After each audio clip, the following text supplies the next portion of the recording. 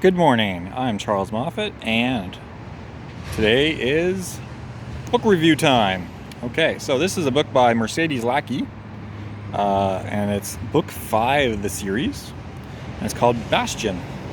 Now, I skipped straight to book 5, this is the funny part. This is a library book, huzzah. And they didn't actually have the first 4 books in the series in the library that I went to. So I basically just grabbed book 5 and said, okay, it's got archery on it. I'll read this book and see how it is. And I've read Mercedes Lackey books before, so I know that her books tend to be quite good. But this was a case of, okay, I'll read this and see how it goes. And my first impressions within the first couple chapters was like, oh, this book is like a cross between Lord of the Rings and Harry Potter. And the years that these books came out was basically like around the same time that the Harry Potter movies and the Lord of the Rings movies were coming out. And then these books came out around the same time, directly after. And it was basically a case of like, oh, it's like the Mercedes Lackey kind of said, hey, I like these concepts. I'm gonna play with this. I'm gonna do a bunch of other stuff. So there's some interesting thing with the horses going on here. So she's been writing these books set in the world for a long time, and there's the horses, which are known as companions, and these companions are basically these magical horses that have mind magic. They can psychically bond with their chosen heralds, which is like this guy's a herald and this character's a herald here. This scene in the book, by the way, never actually happens. You never actually see this scene. It's a bit of a misnomer. They got the characters on the cover, but this scene never actually happens.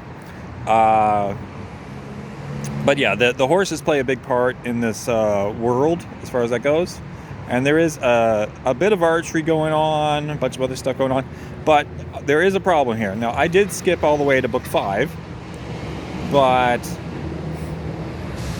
I honestly don't think I missed much. Like when you skip ahead in a series and you start with book 5 of the series, like the last book of the series, you would often think that you're probably going to be missing a bunch. And it's like, honestly, the first couple chapters, they did a good, synopsis of what I missed. And I was like, okay, I didn't actually miss that much and not that big of a deal.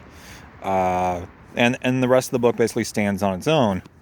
But it is a case of what I didn't like about this book was the first 300 pages.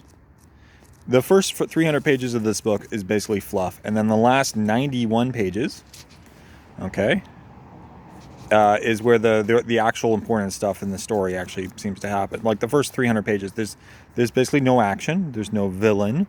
There's not a lot really happening. The characters are sort of talking to each other, going from place to place. They go to a festival at one point. They're just they're doing stuff, but there's not a lot actually happening. And in that way, it is kind of similar to a Harry Potter book where 2/3 or 3/4 of the book, not a lot happens. And then you finally get to the climax, and then a whole bunch of stuff happens all at once during the climax in a Harry Potter book. So that was certainly similar. Now, why is this similar to a Harry Potter book? Well, the students are trainees. They're going to a school. And so they're, basically this character is being trained as a herald. This character is being trained as a herald. This one's being trained as a healer.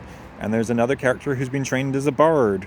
And these are, the 4 main characters, the children, or teenagers in this case, who are being trained over time. And, this is I'm guessing year 5 of their journey of being trained. And then their last year, it's basically they go on a training mission out into the countryside where it's, they're just supposed to be, they're helping other people, but they're effectively, it's like an apprenticeship year where they're just, learning through apprenticeship during their final year. The villains at the very end of the book don't even have names. You don't actually have a villain with a name. So it is a bit weird reading this book and there's no real villain in the normal sense. It's a lot of 300 pages of fluff 90 pages of actual stuff that's actually more important, and even then there's no villain. So it's kind of a weird book.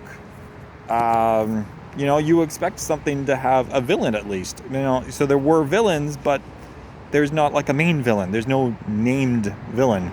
Instead, they just have 12 assassins who are trying to capture the main character and take him back to their assassin group.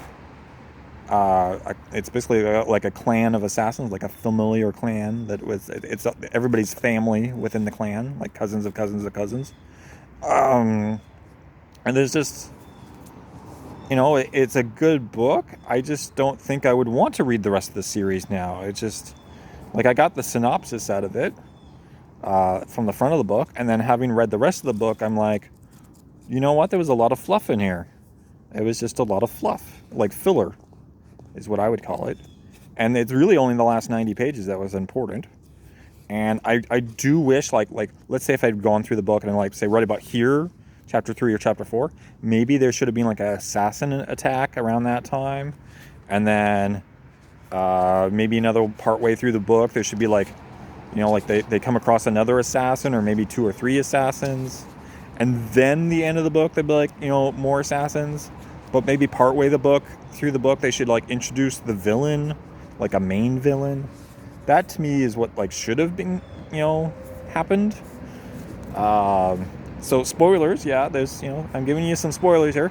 And it's because there's things that I liked about this book that it was like enjoyable, in terms of kind of like, funny scenes. But there's other stuff that I didn't really like. It just felt like the first 300 pages, I just felt like that was like, why am I reading this? Like there's nothing happening, like nothing important happening. And then the last 90 pages or 91 pages is just like, oh, okay, finally stuff is happening, so, finally there's a payoff. But it was kind of like, I felt I could have just skipped the first half of the book maybe, and maybe don't worry about it. But I had to read the whole thing, so that's just the way it is. So, yeah, I'm going to return this to the library today. It's listed in the library as science fiction. It's not. It's a fantasy book. Let's just ignore that. Anyway, yeah, I would not recommend people actually read this. I like Mercedes Lackey. I do think that she writes good books.